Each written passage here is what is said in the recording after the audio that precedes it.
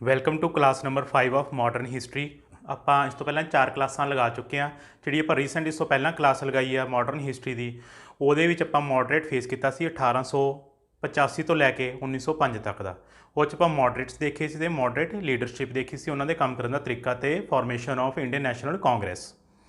ਜਿਹੜਾ ਆਪਣਾ ਅੱਜ ਦਾ ਟੌਪਿਕ ਹੈ ਉਹ ਹੈਗਾ ਈਰਾ ਆਫ ਮਿਲੀਟੈਂਟ ਨੈਸ਼ਨਲਿਜ਼ਮ, ਜਿਹੜਾ ਕਿ ਐਕਸਟਰੀਮਿਸਟ ਫੇਸ ਹੈ 1905 ਤੋਂ ਲੈ ਕੇ 1909 ਤੱਕ ਇਹਦਾ ਟਾਈਮ ਪੀਰੀਅਡ ਹੈ।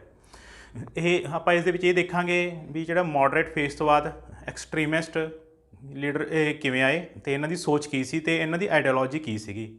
ਜਿਹੜਾ ਅੱਜ ਆਪਣਾ ਮੇਨ ਟੌਪਿਕ ਇਹਦੇ ਵਿੱਚ ਰਹਿਣ ਵਾਲਾ ਹੈ, ਜਿਹੜਾ ਕਿ ਮੇਨ ਇਨਗਰੀਡੀਐਂਟ ਕਹਿ ਸਕਦੇ ਹਾਂ, ਉਹ 1909 ਦੇ ਮਿੰਟੋ ਮੋਰਲੇ ਰਿਫੋਰਮਸ। ਜਿਹੜੇ ਰਿਫੋਰਮਸ ਨੇ ਇਸ ਤੋਂ ਪਹਿਲਾਂ ਤੁਸੀਂ ਕਈ ਵਾਰ ਪੜ੍ਹੇ ਹੋਣਗੇ, ਸੁਣੇ ਹੋਣਗੇ ਅਤੇ ਦੇਖੇ ਹੋਣਗੇ ਬੁੱਕਸ ਦੇ ਵਿੱਚ, ਬਟ ਜਿਸ ਤਰ੍ਹਾਂ ਤੁਸੀਂ ਪਹਿਲਾਂ ਪੜ੍ਹੇ ਹੋਣਗੇ ਜਾਂ ਜੋ ਤੁਸੀਂ ਅੱਜ ਵੀਡੀਓ 'ਚ ਦੇਖੋਗੇ ਉਹਦਾ ਡਿਫਰੈਂਸ ਤੁਸੀਂ ਆਪਣੇ ਆਪ ਦੇਖ ਸਕਦੇ ਹੋ ਵੀ ਆਪਾਂ ਕਿੰਨੀ ਡਿਟੇਲ 'ਚ ਕਰਾਂਗੇ ਅਤੇ ਆਪਾਂ ਹਰ ਉਸ ਐਸਪੈਕਟ ਤੋਂ ਕਰਾਂਗੇ ਜਿਸ ਦੇ ਐਂਗਲ ਤੋਂ ਪੇਪਰ ਦੇ ਵਿੱਚ ਕੁਐਸਚਨ। ਸ਼ੇਅਰ, ਸਬਸਕ੍ਰਾਈਬ, ਲਾਈਕ ਅਤੇ ਪ੍ਰੈਸ ਬੈਲ ਆਈਕਨ ਤਾਂ ਕਿ ਤੁਹਾਨੂੰ ਨਵੀਂ ਵੀਡੀਓਜ਼ ਮਿਲ ਸਕਣ। ਅੱਜ ਦਾ ਜਿਹੜਾ ਆਪਣਾ ਮਿਲੀਟੈਂਟ ਨੈਸ਼ਨਲਿਜ਼ਮ ਈਰਾ ਹੈ ਇਹ 1905 ਤੋਂ ਲੈ ਕੇ 1909 ਤੱਕ ਚੱਲਦਾ ਹੈ।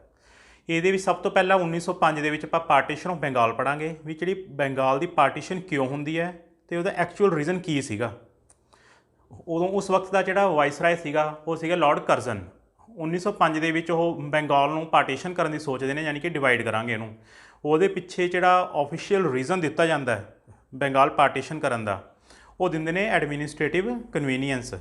ਤਾਂ ਉਹਨਾਂ ਦਾ ਕਹਿਣਾ ਸੀ ਕਿ ਇਹ ਜਿਹੜਾ ਏਰੀਆ ਬਹੁਤ ਵੱਡਾ ਐਡਮਿਨਿਸਟਰ ਕਰਨ ਨੂੰ, ਉਹਨੂੰ ਈਜ਼ੀਨੈਸ ਕਰਨ ਲਈ ਅਸੀਂ ਇਹਨੂੰ ਦੋ ਹਿੱਸਿਆਂ 'ਚ ਡਿਵਾਈਡ ਕਰ ਦਿੰਦੇ ਹਾਂ।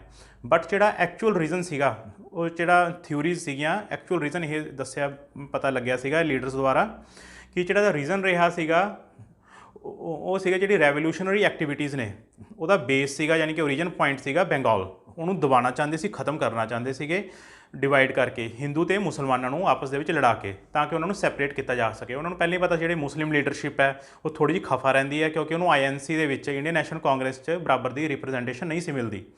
ਇਸ ਕਰਕੇ ਉਸ ਛੋਟੀ ਜਿਹੀ ਗੱਲ ਦਾ ਫਾਇਦਾ ਚੱਕਣਾ ਚਾਹੁੰਦੇ ਸੀ, ਜਿਹਦੇ ਕਰਕੇ ਉਹਨਾਂ ਨੇ ਬੰਗਾਲ ਨੂੰ ਇੱਕ ਵਾਰ ਤਾਂ ਡਿਵਾਈਡ ਕਰਤਾ। ਫਿਰ ਇਨ ਆਪੋਜੀਸ਼ਨ ਟੂ ਦਿਸ 7 ਅਗਸਤ 1905 ਬਾਈਕਾਟ ਦਾ ਜਿਹੜਾ ਰੈਜ਼ੋਲਿਊਸ਼ਨ ਹੈ ਕਲਕੱਤਾ ਮੀਟਿੰਗ 'ਚ ਪਾਸ ਕੀਤਾ ਜਾਂਦਾ ਹੈ ਅਤੇ ਅਨਾਊਂਸ ਕੀਤੀ ਜਾਂਦੀ ਹੈ ਸਵਦੇਸ਼ੀ ਮੂਵਮੈਂਟ। 1905 ਦੇ ਵਿੱਚ ਜਦੋਂ ਫੈਸਲਾ ਹੁੰਦਾ ਬੰਗਾਲ ਨੂੰ ਆਪਾਂ ਡਿਵਾਈਡ ਕਰਨਾ, ਤਾਂ ਜਿਹੜੀ ਕਲਕੱਤਾ ਦੀ ਮੀਟਿੰਗ ਹੁੰਦੀ ਹੈ 1905 ਦੇ ਵਿੱਚ 7 ਅਗਸਤ ਨੂੰ, ਉੱਥੇ ਫੈਸਲਾ ਕੀਤਾ ਜਾਂਦਾ ਕਿ ਆਪਾਂ ਬਾਈਕਾਟ ਕਰਾਂਗੇ ਅਤੇ ਜਿਹੜਾ ਸਵਦੇਸ਼ੀ ਮੂਵਮੈਂਟ ਆ ਉਹਦੀ ਅਨਾਊਂਸਮੈਂਟ ਹੋ ਜਾਂਦੀ ਹੈ। ਅਤੇ ਉਸ ਤੋਂ ਬਾਅਦ ਜਿਹੜਾ ਫਾਈਨਲੀ ਉਹ ਡੇਟ ਆ ਜਾਂਦੀ ਹੈ ਬੰਗਾਲ ਨੂੰ ਡਿਵਾਈਡ ਕਰਨ ਦੀ। ਜਿਹੜੀ ਬੰਗਾਲ ਨੂੰ ਡਿਵਾਈਡ ਕਰਨ ਦੀ ਡੇਟ ਹੈ ਉਹ 16 ਅਕਤੂਬਰ 1905 ਦੇ ਵਿੱਚ ਇਹਨੂੰ ਫਾਈਨਲੀ ਡਿਵਾਈਡ ਕਰ ਦਿੱਤਾ ਜਾਂਦਾ ਹੈ। ਅਤੇ ਜਿਹੜੀ ਹਿੰਦੂ ਮੁਸਲਿਮ ਯੂਨਿਟੀ ਹੈ ਉਹਨੂੰ ਮੇਨਟੇਨ ਕਰਨ ਲਈ ਕੁਛ ਕੁ ਜਿਹੜੇ ਆਪਣੇ ਲੀਡਰਸ ਨੇ ਉਹ ਇਨੀਸ਼ੀਏਟਿਵ ਲੈਂਦੇ ਨੇ। ਅਤੇ ਉਸ ਵਕਤ ਜਦੋਂ ਡਿਵਾਈਡ ਹੁੰਦਾ ਹੈ 16 ਅਕਤੂਬਰ 1905 ਨੂੰ, ਜਿਹੜਾ ਬੰਦੇ ਮਾਤਰਮ ਹੈ ਇਹ ਹਰ ਜਗ੍ਹਾ 'ਤੇ ਇਹ ਜਿਹੜੀ ਆਵਾਜ਼ ਹੈ ਗੂੰਜਦੀ ਰਹਿੰਦੀ ਹੈ, ਕਿ ਥੀਮ ਸੌਂਗ ਬਣ ਜਾਂਦਾ ਇਸ ਮੂਵਮੈਂਟ ਦਾ। ਜਿਹੜਾ ਰਵਿੰਦਰਨਾਥ ਟੈਗੋਰ ਹੈ ਉਹ ਕੰਪੋਜ਼ ਕਰਦਾ ਹੈ ਅਮਰ ਸੋਨਾਰ ਬਾਂਗਲਾ, ਜਿਹੜੀ ਕਿ ਬਾਂਗਲਾਦੇਸ਼ ਦੀ ਨੈਸ਼ਨਲ ਐਂਥਮ ਹੈ। ਉਸ ਵਕਤ ਇਹ ਜਿਹੜੀ ਹਿੰਦੂ ਮੁਸਲਿਮ ਯੂਨਿਟੀ ਆ ਉਹ ਦਰਸਾਉਣ ਦੇ ਲਈ ਜਿਹੜੀ ਇਹ ਆਪਣੀ ਕੰਪੋਜੀਸ਼ਨ ਬਣਾਉਂਦਾ। ਫਿਰ ਉਸ ਤੋਂ ਬਾਅਦ ਇੱਕ ਜਿਹੜਾ ਪਰ ਰਾਖੀ ਸੀਗਾ, ਰਾਖੀ ਧਾਗਾ ਬੰਨ੍ਹਦੇ ਨੇ, ਇੱਕ ਉਹ ਇਹਨਾਂ ਨੇ ਰਾਖੀ ਸਿਸਟਮ ਸ਼ੁਰੂ ਕੀਤਾ। ਉਹਦੇ ਵਿੱਚ ਜਿਹੜੀ ਭਾਈਚਾਰਕ ਸਾਂਝ ਹੈ ਉਹ ਦਰਸਾਈ ਗਈ ਸੀਗੀ। ਫਿਰ ਉਸ ਤੋਂ ਬਾਅਦ INC ਦਾ ਇੱਕ ਸੈਸ਼ਨ ਹੁੰਦਾ ਹੈ 1906 ਕਲਕੱਤਾ ਦੇ ਵਿੱਚ। ਇਹ ਹਿਸਟਰੀ ਪੁਆਇੰਟ ਆਫ ਵਿਊ ਤੋਂ ਵੀ ਇੰਪੋਰਟੈਂਟ ਅਤੇ ਆਪਣੇ ਐਗਜ਼ਾਮ ਪੁਆਇੰਟ ਆਫ ਵਿਊ ਤੋਂ ਵੀ। ਇਸ ਕਲਕੱਤਾ ਸੈਸ਼ਨ 1906 ਦਾ ਜਿਹੜਾ INC ਦਾ ਪ੍ਰੈਜ਼ੀਡੈਂਟ ਸੀਗਾ ਉਹਦਾ ਨਾਮ ਹੈ ਦਾਦਾ ਭਾਈ ਨਾਰੋਜੀ। ਇਹਦੀ ਰੈਲੀਵੈਂਸ ਇਹ ਹੈ ਕਿ ਜਿਹੜੇ ਮੋਡਰੇਟ ਸੀਗੇ, ਮੋਡਰੇਟ ਚਾਹੁੰਦੇ ਸੀਗੇ ਇਸ ਸੈਸ਼ਨ ਦਾ ਜਿਹੜਾ ਪ੍ਰੈਜ਼ੀਡੈਂਟ ਹੋਏਗਾ ਉਹ ਹੋਏਗਾ ਦਾਦਾ ਭਾਈ ਨਾਰੋਜੀ। ਬਟ ਜਿਹੜੇ ਐਕਸਟਰੀਮਿਸਟ ਸੀਗੇ ਉਹ ਚਾਹੁੰਦੇ ਸੀ ਸਾਡੇ ਵੱਲੋਂ ਜਾਂ ਤਾਂ ਬਣੇ ਲਾਲਾ ਲਾਜਪਤ ਰਾਏ ਜਾਂ ਬਣੇ ਬਾਲ ਗੰਗਾਧਰ ਤਿਲਕ। ਬਟ ਉਹਨਾਂ ਦੀ ਇਸ ਮੀਟਿੰਗ ਦੇ ਵਿੱਚ ਇਹ ਗੱਲ ਮੰਨੀ ਨਹੀਂ ਗਈ, ਕਿਉਂਕਿ ਮੋਡਰੇਟਸ ਦੀ ਚੱਲਦੀ ਸੀ, ਉਹ ਮੈਜੋਰਟੀ ਦੇ ਵਿੱਚ ਸੀਗੇ। ਉਹਨਾਂ ਨੇ ਦਾਦਾ ਭਾਈ ਨਾਰੋਜੀ ਨੂੰ ਪ੍ਰੈਜ਼ੀਡੈਂਟ ਬਣਾਤਾ ਇਸ ਸੈਸ਼ਨ ਦਾ। ਅਤੇ ਐਕਸਟਰੀਮਿਸਟ ਦੀ ਡਿਮਾਂਡ ਨੂੰ ਕੰਪਨਸੇਟ ਕਰਨ ਦੇ ਲਈ ਇਹਨਾਂ ਨੇ ਮੋਡਰੇਟ ਲੀਡਰਸ ਨੇ ਆਪਣਾ ਜਿਹੜਾ ਗੋਲ ਹੈ ਉਹ ਡਿਕਲੇਅਰ ਕਰਤਾ। ਉਹਨਾਂ ਨੂੰ ਕੰਪਨਸੇਸ਼ਨ ਦੇ ਤੌਰ 'ਤੇ ਇਹਨਾਂ ਨੇ ਜਿਹੜਾ INC ਦਾ ਗੋਲ ਸੀਗਾ ਉਹ ਸੀਗਾ ਸੈਲਫ ਗਵਰਨਮੈਂਟ ਔਰ ਸਵਰਾਜ ਲਾਈਕ UK ਔਰ colonies of Australia and Canada. ਵੀ ਸਾਨੂੰ ਸਵਰਾਜ ਜਿਹੜੀ ਡਿਮਾਂਡ ਸੀ ਐਕਸਟਰੀਮਿਸਟ ਦੀ, ਉਹ ਇਹਨਾਂ ਨੇ ਆਪਣੀ ਡਿਮਾਂਡ ਬਣਾਤੀ ਕਿ INC ਦਾ ਗੋਲ ਹੈ ਸੈਲਫ ਗਵਰਨਮੈਂਟ। ਅਤੇ ਇਸ ਮੀਟਿੰਗ ਦੇ ਵਿੱਚ ਪਹਿਲੀ ਵਾਰੀ ਡਿਮਾਂਡ ਰੱਖੀ ਗਈ ਸੀ ਸਵਰਾਜ ਦੀ ਬਾਏ ਦਾਦਾ ਭਾਈ ਨਾਰੋਜੀ। ਕਈ ਵਾਰ ਕੁਐਸਚਨ 'ਚ ਪੁੱਛਿਆ ਹੁੰਦਾ ਫਸਟ ਟਾਈਮ ਜਿਹੜੀ ਸਵਰਾਜ ਦੀ ਡਿਮਾਂਡ ਹੈ ਉਹ ਕਦੋਂ ਰੱਖੀ ਗਈ ਸੀ, ਕਿਹੜੇ ਸੈਸ਼ਨ 'ਚ, ਜਾਂ ਫਿਰ ਕਿਹਨੇ ਰੱਖੀ ਸੀ। ਇਹ 3 ਕੁਐਸਚਨ ਬਣਦੇ ਨੇ ਇਹਦੇ ਉੱਪਰ। ਤੇ ਇਹ ਆਪਾਂ ਇਹਦਾ ਆਨਸਰ ਹੋਏਗਾ 1906 ਕਲਕੱਤਾ ਸੈਸ਼ਨ ਦੇ ਵਿੱਚ ਦਾਦਾ ਭਾਈ ਨਾਰੋਜ ਨੇ ਪਹਿਲੀ ਵਾਰੀ ਜਿਹੜੀ ਸਵਰਾਜ ਹੈ ਉਹਦੀ ਡਿਮਾਂਡ ਰੱਖੀ ਸੀਗੀ। ਜਿਹੜਾ ਵਰਡ ਸਵਰਾਜ ਹੈ ਇਹ ਫਸਟ ਟਾਈਮ ਮੈਂਸ਼ਨ ਕੀਤਾ ਗਿਆ ਸੀਗਾ ਡਿਊਰਿੰਗ ਦਿਸ ਸੈਸ਼ਨ। ਤੇ ਇਸ ਜਿਹੜੀ ਸਵਦੇਸ਼ੀ ਮੂਵਮੈਂਟ ਸੀਗੀ, ਜਿਹੜਾ ਰੈਜ਼ੋਲੂਸ਼ਨ ਸੀਗਾ ਆਪਣਾ ਬਾਈਕਾਟ ਕਰਨ ਦਾ, ਇਹਦੇ ਨਾਲ ਇसी ਮੀਟਿੰਗ ਦੇ ਵਿੱਚ 3 ਹੋਰ ਰੈਜ਼ੋਲੂਸ਼ਨ ਪਾਸ ਹੋਏ। ਉਹਨਾਂ ਦਾ ਨਾਮ ਹੈ ਸਵਦੇਸ਼ੀ, ਬਾਈਕਾਟ ਤੇ ਨੈਸ਼ਨਲ ਐਜੂਕੇਸ਼ਨ। 1906 ਕਲਕੱਤਾ ਸੈਸ਼ਨ ਦੀ ਜਿਹੜੀ ਮੀਟਿੰਗ ਹੈ ਇਹਦੇ ਵਿੱਚ 3 ਰੈਜ਼ੋਲੂਸ਼ਨ ਹੋਰ ਪਾਸ ਹੋਏ ਸੀਗੇ। ਇੱਕ ਤਾਂ ਇਹਨਾਂ ਨੇ ਸਵਰਾਜ ਦੀ ਡਿਮਾਂਡ ਰੱਖੀ ਸੀਗੀ, ਤੇ ਜਿਹੜੇ 3 ਹੋਰ ਡਿਮਾਂਡਾਂ ਹੋਈਆਂ ਸੀ ਉਹ ਸੀਗੇ ਸਵਦੇਸ਼ੀ, ਬਾਈਕਾਟ ਤੇ ਨੈਸ਼ਨਲ ਐਜੂਕੇਸ਼ਨ। ਕਿਉਂਕਿ ਇਹ ਕਈ ਵਾਰ ਐਗਜ਼ਾਮ 'ਚ ਪੁੱਛਿਆ ਗਿਆ ਵੀ 1906 ਕਲਕੱਤਾ ਸੈਸ਼ਨ ਦੇ ਵਿੱਚ ਇੱਕ ਤਾਂ ਪਾਸ ਹੋਇਆ ਸੀਗਾ ਸਵਰਾਜ, ਜਿਹੜਾ ਗੋਲ ਸੀਗਾ ਇਹਨਾਂ ਦਾ ਸੈਲਫ ਗਵਰਨਮੈਂਟ ਦਾ, ਤੇ ਸਵਰਾਜ ਲਾਈਕ ਯੂਕੇ ਜਾਂ ਫਿਰ colonies of Canada and Australia. ਤੇ ਇਸ ਤੋਂ ਇਲਾਵਾ ਹੋਰ ਕਿਹੜੇ 3 ਰੈਜ਼ੋਲੂਸ਼ਨ ਸੀਗੇ, ਤਾਂ ਤੁਸੀਂ ਇਹਨਾਂ ਦੇ 3 ਨਾਮ ਗਿਣਾ ਦੋਗੇ, ਸਵਦੇਸ਼ੀ, ਬਾਈਕਾਟ ਤੇ ਨੈਸ਼ਨਲ ਐਜੂਕੇਸ਼ਨ। ਤੇ ਨੈਕਸਟ ਜਿਹੜੇ ਐਕਸਟ੍ਰੀਮਿਸਟ ਸੀਗੇ, ਐਕਸਟ੍ਰੀਮਿਸਟ ਨਾਲ ਚਾਹੁੰਦੇ ਸੀਗੇ ਇਹ 3 ਤਾਂ ਹੋਣ ਹੀ ਹੋਣ, ਤੇ ਉਹਨਾਂ ਨੇ ਇੱਕ ਹੋਰ ਐਡੀਸ਼ਨਲ ਡਿਮਾਂਡ ਰੱਖਤੀ, ਪੈਸਿਵ ਰੈਜ਼ਿਸਟੈਂਸ। ਪੈਸਿਵ ਰੈਜ਼ਿਸਟੈਂਸ ਇਹ ਸੀਗਾ, ਪੈਸਿਵ ਰੈਜ਼ਿਸਟੈਂਸ ਦੇ ਕਹਿੰਦੇ ਸੀ ਆਪਾਂ ਧਰਨੇ, ਹੜਤਾਲ, ਇਸ ਪੂਰਾ ਆਲ ਇੰਡੀਆ ਲੈਵਲ ਤੇ ਕਰਾਂਗੇ। ਇਹਦੇ ਵਿੱਚ ਜਿਹੜੇ ਗਵਰਨਮੈਂਟ ਸਰਵੈਂਟਸ ਨੇ ਉਹਨਾਂ ਨੂੰ ਵੀ ਇਨਕਲੂਡ ਕੀਤਾ ਜਾਵੇ, ਸਟੂਡੈਂਟਸ ਹੋ ਗਏ, ਸਕੂਲਸ ਹੋ ਗਏ, ਜਿਹੜੇ ਲਾਜ਼ ਜਿਹੜੇ ਆਪਣੇ ਗਵਰਨਮੈਂਟ ਸਰਵਿਸ 'ਚ ਨੇ ਉਹ ਸਟ੍ਰਾਈਕ ਕਰ ਦੇਣ। ਇਹ ਸੀਗਾ ਪੈਸਿਵ ਰੈਜ਼ਿਸਟੈਂਸ, ਤੇ ਵੀ ਉਹਨਾਂ ਨੇ ਨਾਲ ਕਾਲ ਦਿੱਤੀ ਸੀਗੀ। ਇਹ ਤੋਂ ਬਾਅਦ ਇੱਕ ਜਦੋਂ ਹੁਣ ਇਹ ਥੋੜ੍ਹੀ ਜਿਹੀ ਆਪਾਂ ਕਹਿ ਸਕਦੇ ਹਾਂ ਡਿਸਸੈਟਿਸਫੈਕਸ਼ਨ ਸੀਗੀ ਐਕਸਟ੍ਰੀਮਿਸਟ ਦੇ ਵਿੱਚ ਪ੍ਰੈਜ਼ੀਡੈਂਟ ਨੂੰ ਲੈ ਕੇ। ਫਿਰ ਉਸ ਤੋਂ ਬਾਅਦ ਇੱਕ ਸੂਰਤ ਦੇ ਵਿੱਚ INC ਦਾ ਸੈਸ਼ਨ ਹੁੰਦਾ 1907 ਦੇ ਵਿੱਚ। ਉਰੇ ਦੋਨਾਂ ਦੇ ਵਿੱਚ ਸਪਲਿਟ ਹੋ ਜਾਂਦਾ ਹੈ, ਐਕਸਟ੍ਰੀਮਿਸਟ ਤੇ ਮੋਡਰੇਟ ਲੀਡਰਸ ਦੇ ਵਿੱਚ। ਸੂਰਤ ਸਪਲਿਟ ਕਰਕੇ ਆਪਣਾ ਇਹ ਕੇਸ ਦਾ ਨਾਮ ਹੈ 1907 ਸੂਰਤ ਸਪਲਿਟ। ਇਹਦੇ ਵਿੱਚ ਜਿਹੜਾ ਮੇਨ ਰੀਜ਼ਨ ਹੈ, ਸਭ ਤੋਂ ਪਹਿਲੀ ਡਿਮਾਂਡ ਤਾਂ ਉਹੀ ਰਹਿੰਦੀ ਹੈ, ਕਿਉਂਕਿ ਜਿਹੜੇ ਐਕਸਟ੍ਰੀਮਿਸਟ ਸੀਗੇ ਉਹ ਕਹਿੰਦੇ ਜਾਂ ਤਾਂ ਬਣੇ ਲਾਲਾ ਲਾਜਪਤ ਰਾਏ ਜਾਂ ਬਣਾਓ ਤਿਲਕ ਨੂੰ।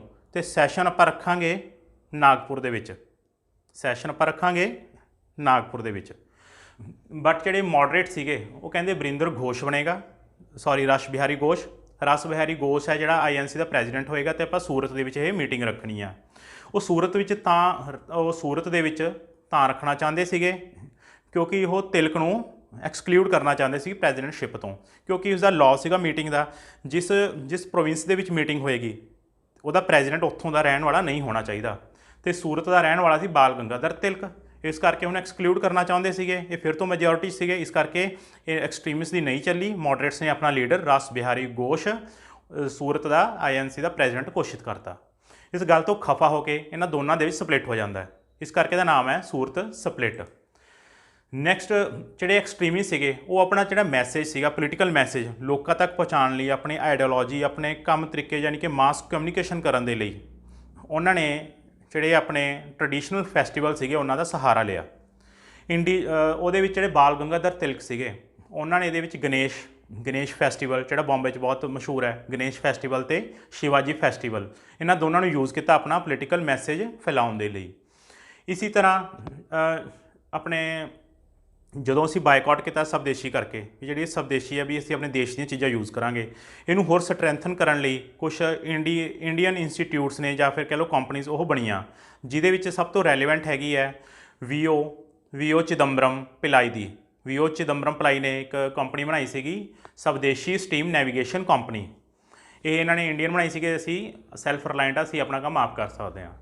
ਇਸੇ ਤਰ੍ਹਾਂ ਕਲਚਰ ਦੇ ਵਿੱਚ ਆਪਣੀ ਸੋਚ ਨੂੰ ਪ੍ਰੈਜ਼ੈਂਟ ਕਰਨ ਦੇ ਲਈ ਅਭਿਨੇਂਦਰ ਨਾਥ ਟੈਗੋਰ ਨੇ ਭਾਰਤ ਮਾਤਾ ਦੀ ਪੇਂਟਿੰਗ ਬਣਾਈ ਸੀ। ਪੇਪਰ 'ਚ ਪੁੱਛਿਆ ਹੁੰਦਾ ਭਾਰਤ ਮਾਤਾ ਦੀ ਪੇਂਟਿੰਗ ਕਦੋਂ ਬਣੀ ਸੀ, ਤਾਂ 1905 ਦੇ ਵਿੱਚ ਬਣੀ ਸੀ। ਤੇ ਬਣਾਉਣ ਵਾਲਾ ਕੌਣ ਸੀ? ਅਭਿਨੇਂਦਰ ਨਾਥ ਟੈਗੋਰ। ਉਸੇ ਤਰ੍ਹਾਂ ਫਿਰ ਉਸ ਤੋਂ ਬਾਅਦ ਐਕਸਟੈਂਟ ਆਫ ਪਾਰਟੀਸਪੇਸ਼ਨ, ਜਿਹੜੀ ਸਵਦੇਸ਼ੀ ਮੂਵਮੈਂਟ ਸੀਗੀ ਇਹ ਲੋਕਾਂ ਦੇ ਮਨਾਂ ਦੇ ਵਿੱਚ ਇੰਨਾ ਘਰ ਕਰ ਗਈ ਤੇ ਇੱਕ ਮਾਸ ਪਾਰਟੀਸਪੇਸ਼ਨ ਹੋਈ, ਜਿਹਦੇ ਵਿੱਚ ਸਪੈਸ਼ਲੀ ਸਟੂਡੈਂਟਸ ਸੀਗੇ। ਵੀਮੈਨਸ ਨੂੰ ਹੁਣ ਤੱਕ ਮੋਡਰੇਟਸ ਨੇ ਆਪਣੀ ਮੂਵਮੈਂਟ ਦੇ ਵਿੱਚ ਕਦੇ ਵੀ ਸ਼ਾਮਲ ਨਹੀਂ ਸੀ ਕੀਤਾ, ਤੇ ਐਕਸਟ੍ਰੀਮਿਸਟ ਨੇ ਵੂਮੈਨਸ ਨੂੰ ਸ਼ਾਮਿਲ ਕੀਤਾ। ਉਹਨਾਂ ਦਾ ਮਾਰਕਸਿਜ਼ਮ ਦੇ ਵਿੱਚ ਵਿਸ਼ਵਾਸ ਸੀਗਾ, ਤੇ ਉਹਨਾਂ ਨੇ ਜਿਹੜੀਆਂ ਵੀਮੈਨਸ ਨੂੰ ਹੁਣ ਤੱਕ ਇਗਨੋਰ ਕੀਤਾ ਗਿਆ ਸੀ ਉਹਨਾਂ ਨੇ ਇਹਦੇ ਵਿੱਚ ਮੇਨ ਰੋਲ ਬਣਾਇਆ, ਪਿਕਟਿੰਗ ਆਫ ਸ਼ਾਪਸ, ਤਾਂ ਕਿ ਜਿਹੜੇ ਸਟੂਡੈਂਟ ਸੀਗੇ ਉਹਨਾਂ ਨੇ ਸਕੂਲ ਜਾਣਾ ਬੰਦ ਕੀਤਾ, ਹੜਤਾਲਾਂ ਕੀਤੀਆਂ, ਸਟ੍ਰਾਈਕਸ ਕੀਤੀਆਂ। ਬਟ ਜਿਹੜਾ ਮੇਨ ਆਪਾਂ ਦੇਖਣ ਵਾਲਾ ਪੁਆਇੰਟ ਹੈ ਮੁਸਲਿਮ ਪਾਰਟੀਸਪੇਸ਼ਨ। स्वदेशी मूवमेंट ਦੇ ਵਿੱਚ ਮੁਸਲਿਮ ਪਾਰਟਿਸਿਪੇਸ਼ਨ ਨਾ ਦੇ ਬਰਾਬਰ ਸੀ, ਆਪਾਂ ਕਹਿ ਸਕਦੇ ਹੈਗੀ ਹੋਈ ਨਹੀਂ ਸੀਗੀ, ਕਿਉਂਕਿ ਕੁਝ ਕੁ ਜਿਹੜੇ ਪ੍ਰੋਮੀਨੈਂਟ ਲੀਡਰ ਸੀਗੇ ਸਿਰਫ ਉਹੀ ਸੀ ਇੱਕ ਦੋ, ਪਰ ਮੈਜੋਰਟੀ ਇਹਦੇ ਵਿੱਚ ਨਹੀਂ ਸੀਗੀ, ਕਿਉਂਕਿ ਜਿਹੜੇ ਮੁਸਲਮਾਨ ਸੀ ਉਹ ਤਾਂ ਚਾਹੁੰਦੇ ਸੀਗੇ ਬੰਗਾਲ ਸਾਨੂੰ ਮਿਲ ਜੇ, ਪਾਰਟੀਸ਼ਨ ਹੋ ਜੇ, ਹਿੰਦੂਆਂ ਦਾ ਅਲੱਗ ਹੋ ਜੇ ਤੇ ਸਾਡਾ ਅਲੱਗ ਹੋ ਜੇ। ਇਸ ਕਰਕੇ ਉਹ ਨਾ ਖੁਸ਼ ਸੀਗੇ ਇਸ ਮੂਵਮੈਂਟ ਤੋਂ, ਕਿਉਂਕਿ ਸਭ ਤੋਂ ਵੱਡਾ ਨੁਕਸਾਨ ਇਸ ਵਿੱਚ ਮੁਸਲਮਾਨਾਂ ਨੂੰ ਹੋਣਾ ਸੀ, ਇਸ ਕਰਕੇ ਉਹਨਾਂ ਨੇ ਇਹ 'ਚ ਪਾਰਟਿਸਿਪੇਸ਼ਨ ਕੀਤੀ ਹੋਈ ਨਹੀਂ।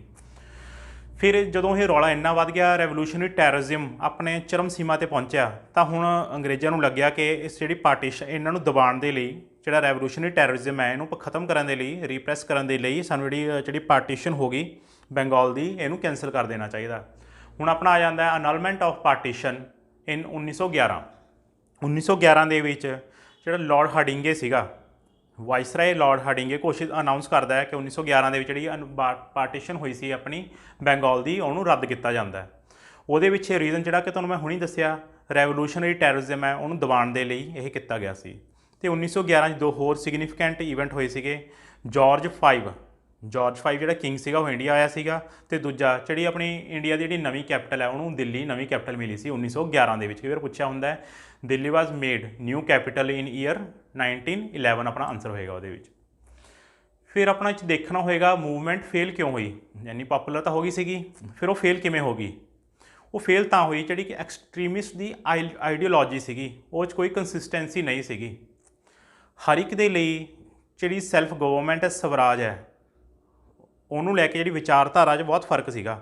ਉਹਨਾਂ ਦੇ ਮੁਤਾਬਕ ਹਰ ਇੱਕ ਲਈ ਇਹ ਸਵਰਾਜ ਵਰਡ ਦੇ ਵੱਖਰੇ ਵੱਖਰੇ ਮਾਇਨੇ ਸੀਗੇ। ਤਿਲਕ ਸਵਰਾਜ ਲਈ ਜਿਹੜਾ ਤਿਲਕ ਸੀਗਾ, ਬਾਲ ਗੰਗਾਧਰ ਤਿਲਕ, ਉਹ ਸਵਰਾਜ ਨੂੰ ਇਸ ਤਰ੍ਹਾਂ ਸਮਝਦਾ ਸੀਗਾ ਸੈਲਫ ਗਵਰਨਮੈਂਟ ਇਹਦਾ ਮਤਲਬ। ਇਸੀ ਤਰ੍ਹਾਂ ਔਰਬਿੰਦੋ ਘੋਸ਼ ਸੀਗਾ, ਔਰਬਿੰਦੋ ਘੋਸ਼ ਲਈ ਜਿਹੜਾ ਸਵਰਾਜ ਦਾ ਮਤਲਬ ਸੀ ਉਹ ਸੀਗਾ ਕੰਪਲੀਟ ਇੰਡੀਪੈਂਡੈਂਸ, ਯਾਨੀ ਕਿ ਪੂਰਨ ਆਜ਼ਾਦੀ। ਯਾਨੀ ਕਿ ਜਿਹੜੇ ਦੋਨਾਂ ਦੀ ਜਿਹੜੀ ਆਈਡੀਓਲੋਜੀ ਹੈ ਉਹ 'ਚ ਬਹੁਤ ਫਰਕ ਸੀਗਾ।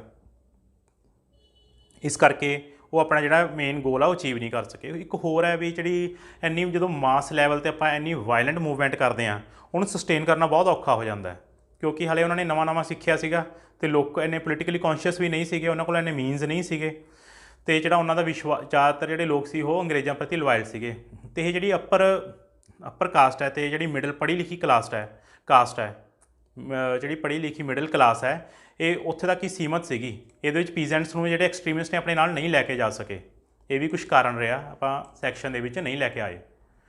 ਇਸੇ ਤਰ੍ਹਾਂ ਆਪਾਂ ਕੋਲ ਨੈਕਸਟ ਆ ਜਾਂਦਾ ਹੈ ਸਵਦੇਸ਼ੀ ਮੂਵਮੈਂਟ ਦਾ ਸਪਰੈਸ਼ਨ। ਹੁਣ ਇਹਦੇ ਉੱਪਰ ਜਿਹੜੀ ਕਾਰਵਾਈ ਕਰਦੀ ਹੈ ਬ੍ਰਿਟਿਸ਼ ਸਰਕਾਰ, ਜਿਹਦੇ ਕਰਕੇ ਜਿਹੜੀ ਇਹਦੀ ਮੂਵਮੈਂਟ ਹੈ ਉਹਨੂੰ ਪੂਰੀ ਤਰ੍ਹਾਂ ਕੁਚਲ ਦਿੱਤਾ ਜਾਂਦਾ ਹੈ। ਨਤੀਜੇ ਵਜੋਂ ਬਾਲ ਗੰਗਾਧਰ ਤਿਲਕ ਇਹਨੂੰ ਮੈਂਡਲੇ ਜੇਲ੍ਹ ਦੇ ਵਿੱਚ ਡਿਪੋਰਟ ਕੀਤਾ ਜਾਂਦਾ ਹੈ, ਇਹਨੂੰ ਬਰਮਾ, ਜਿਹੜੀ ਮੈਂਡਲੇ ਜੇਲ੍ਹ ਹੈ ਬਰਮਾ ਦੇ ਵਿੱਚ ਹੈ। ਕਈ ਵਾਰ ਪੁੱਛਿਆ ਹੁੰਦਾ ਤਿਲਕ ਵਾਜ਼ ਡਿਪੋਰਟਡ ਟੂ, ਆਪਣਾ ਆਨਸਰ ਹੋਏਗਾ ਮੈਂਡਲੇ ਵਿੱਚ ਇਹਨੂੰ ਡਿਪੋਰਟ ਕਰ ਦਿੱਤਾ ਜਾਂਦਾ ਹੈ।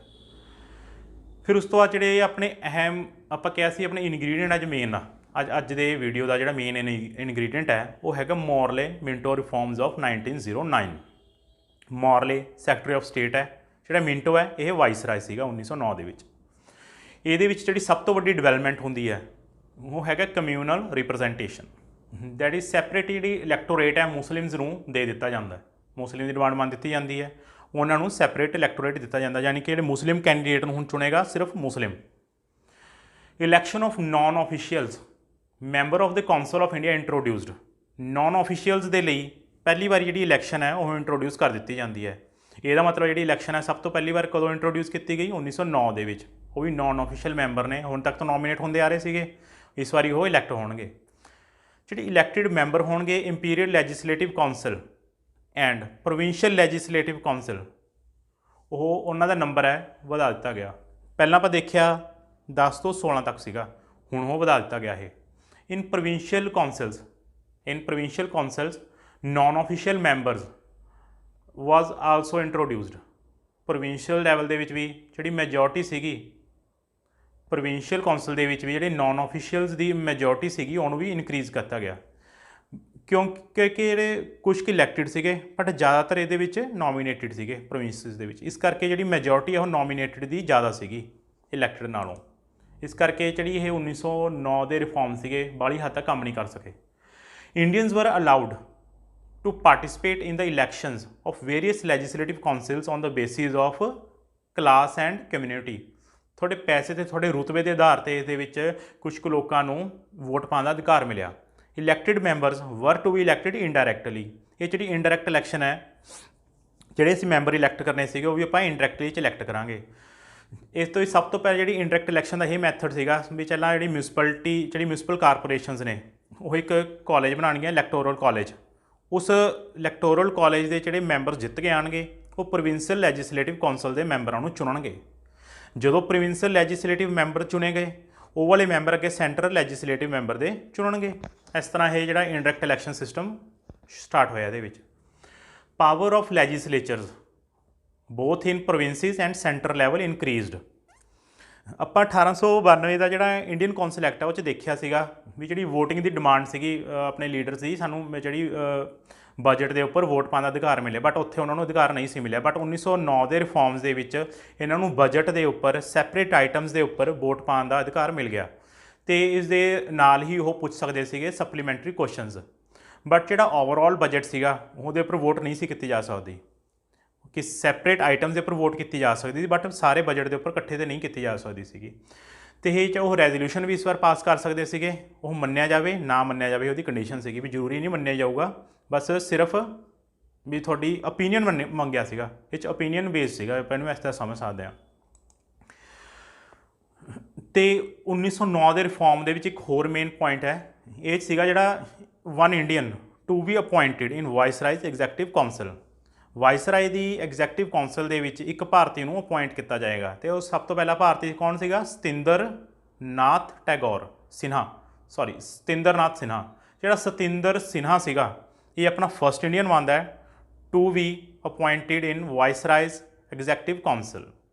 ਇਹ ਆਪਾਂ ਨੂੰ ਕਈ ਪੇਪਰ 'ਚ ਹੁੰਦਾ ਵੀ ਪਹਿਲਾ ਇੰਡੀਅਨ ਕੌਣ ਸੀਗਾ? ਉਹ ਸੀਗਾ ਸਤਿੰਦਰ ਸਿਨਹਾ। ਇਹਦੀ ਇੱਕ ਹੋਰ ਮੇਨ ਗੱਲ ਸੀ, ਆਪਾਂ ਨੂੰ ਪਾਵਰ ਵੀ ਇਨਕਰੀਜ਼ ਕਰਤੀ ਬਟ ਕੋਈ ਵੀ ਰਿਸਪੌਂਸਿਬਿਲਿਟੀ ਨਹੀਂ ਦਿੱਤੀ ਗਈ, ਲੈਜਿਸਲੇਚਰ ਨੂੰ ਕੋਈ ਵੀ ਰਿਸਪੌਂਸਿਬਿਲਿਟੀ ਨਹੀਂ ਬਣੀ। ਇਸ ਕਰਕੇ ਇਹਦਾ ਬਹੁਤ ਸਾਰਾ ਕ੍ਰਿਟਿਸਿਜ਼ਮ ਹੋਇਆ ਅਤੇ ਇਹੀ ਇਹਦਾ ਮੇਨ ਕ੍ਰਿਟਿਸਿਜ਼ਮ ਹੈ ਵੀ ਚਾਹੇ ਤਾਂ ਇਹ 'ਚ ਪਾਰਲੀਮੈਂਟਰੀ ਰਿਫਾਰਮਸ ਇੰਟਰੋਡਿਊਸ ਕੀਤੇ ਗਏ ਬਟ ਕੋਈ ਵੀ ਰਿਸਪੌਂਸਿਬਿਲਿਟੀ ਨਹੀਂ ਦਿੱਤੀ ਗਈ। ਜਿਹੜੇ 1909 ਦੇ ਰਿਫਾਰਮਸ ਨੇ ਇਹ ਸਿਰਫ ਇੱਕ ਪਰਛਾਵਾਂ ਹੀ ਸੀਗੇ rather then A substance. Reforms of 1909 was A shadow rather than substance. ਇਹ ਜਿਹੜਾ ਆਪਣਾ ਅੱਜ ਦਾ ਕੁਛ ਇੰਨਾ ਕੁ ਟੌਪਿਕ ਸੀਗਾ। ਇਸ ਤੋਂ ਬਾਅਦ ਜਿਹੜਾ ਆਪਣਾ ਨੈਕਸਟ ਕਲਾਸ ਹੋਏਗੀ ਉਹਦੇ ਵਿੱਚ ਆਪਾਂ ਕਰਾਂਗੇ ਇੰਡੀਵਿਜੂਅਲ, ਆਪਾਂ ਕਹਿ ਸਕਦੇ ਹਾਂ ਟੈਰਰਿਜ਼ਮ ਫੇਜ਼ ਆਏਗਾ, ਜਿਹਦੇ ਵਿੱਚ ਇੰਡੀਵਿਜੂਅਲ ਹੀਰੋਇਕ ਐਕਸ਼ਨਸ ਹੋਣਗੇ, ਜਿਸ 'ਚ ਆਪਾਂ ਦੇਖਾਂਗੇ ਮਦਨ ਲਾਲ ਢੀਂਗਰਾ ਨੇ ਕਰਜਨ ਵਿਲੀ ਨੂੰ ਕਦੋਂ ਤੇ ਕਿੱਥੇ ਮਾਰਿਆ। ਇਸ ਤਰ੍ਹਾਂ ਕਿਉਂਕਿ ਜਿਹੜੇ ਐਕਸਟ੍ਰੀਮਿਸਟ ਸੀਗੇ ਇਹ ਵੀ ਹੁਣ ਫੇਜ਼ ਹੈ ਜਿਹੜਾ ਫੇਲ ਹੋ ਜਾਏਗਾ। ਇਹਨਾਂ ਦੀ ਮੂਵਮੈਂਟ ਵੀ ਜਿਹੜੀ ਸਵਦੇਸ਼ੀ ਮੂਵਮੈਂਟ ਹੈ ਵੀ ਫੇਲ ਹੋ ਜਾਂਦੀ ਹੈ ਕਿਉਂਕਿ ਜਿਹੜੇ ਇਹਨਾਂ ਦੇ ਕੰਮ ਕਰਨ ਦੇ ਤਰੀਕੇ ਸੀਗੇ ਉਹਦੇ ਵਿੱਚ ਇਹ ਜ਼ਿਆਦਾਤਰ ਮਾਸਿਸ ਨੂੰ ਨਹੀਂ ਇਨਕਲੂਡ ਕਰ ਸਕੇ। ਜਿਹੜੀ ਇਹਨਾਂ ਦੀ ਆਈਡੀਓਲੋਜੀ ਸੀਗੀ ਉਹ ਗੋਲ ਨੂੰ ਲੈ ਕੇ ਡਿਫਰੈਂਟ ਸੀਗੀ, ਅਪਰੋਚ ਡਿਫਰੈਂਟ ਵਰਤਦੇ ਸੀਗੇ, ਇਸ ਕਰਕੇ ਇਹ ਵੀ ਆਪਣੇ ਆਬਜੈਕਟਿਵ ਅਚੀਵ ਕਰਨ ਦੇ ਵਿੱਚ ਫੇਲ ਰਹੀ। ਇਸ ਤੋਂ ਬਾਅਦ ਹੀਰੋਇਕ ਐਕਸ਼ਨਸ ਆਉਂਦੇ ਨੇ। ਹੀਰੋਇਕ ਐਕਸ਼ਨਸ ਤਾਂ ਸ਼ੁਰੂ ਹੁੰਦੇ ਨੇ ਕਿਉਂਕਿ ਜਿਹੜੇ ਮੋਡਰੇਟ ਜਿਹੜੇ ਐਕਸਟ੍ਰੀਮਿਸਟ ਲੀਡਰ ਸੀਗੇ ਉਹ ਇਹਨੂੰ ਡਿਸਟਿੰਗੁਇਸ਼ ਹੀ ਨਹੀਂ ਕਰ ਸਕੇ, ਡਿਫਰੈਂਸ ਹੀ ਨਹੀਂ ਕਰ ਸਕੇ ਵੀ ਜਿਹੜੀ ਮਾਸ ਸਟਰਗਲ ਹੈ, ਮਾਸ ਸਟਰਗਲ ਜਿਹੜੀ ਆਜ਼ਾਦੀ ਦੇ ਲਈ ਹੈ ਜਾਂ ਫਿਰ ਜਿਹੜੇ ਇੰਡੀਵਿਜੂਅਲ ਆਪਣਾ ਸੈਕਰੀਫਾਈਸ ਕਰਦੇ ਨੇ ਉਹਨਾਂ ਦੇ ਵਿੱਚ ਕੀ ਡਿਫਰੈਂਸ ਹੈ, ਇਹਨਾਂ ਦੋਨੋਂ ਡਿਫਰੈਂਸ ਹੀ ਨਹੀਂ ਕਰ ਪਾਏ। ਇਸ ਕਰਕੇ ਜਿਹੜਾ ਹੀਰੋਇਕ ਐਕਸ਼ਨ ਹੈ ਆਪਾਂ ਕਹਿ ਸਕਦੇ ਹਾਂ ਇੰਡੀਵਿਜੂਅਲ ਸੈਕਰੀਫਾਈਸ ਹੋਣਗੇ ਉਹ ਆਪਣੇ ਜੜ੍ਹਾਂ ਜਮਾ ਜਾਂਦੀ ਹੈ ਅਤੇ ਨੈਕਸਟ ਫੇਜ਼ ਆਪਾਂ ਉਹ ਪੜ੍ਹਾਂਗੇ, ਉਹ ਵੀ ਆਪਣੇ ਪੇਪਰ ਪੁਆਇੰਟ ਆਫ ਵਿਊ ਤੋਂ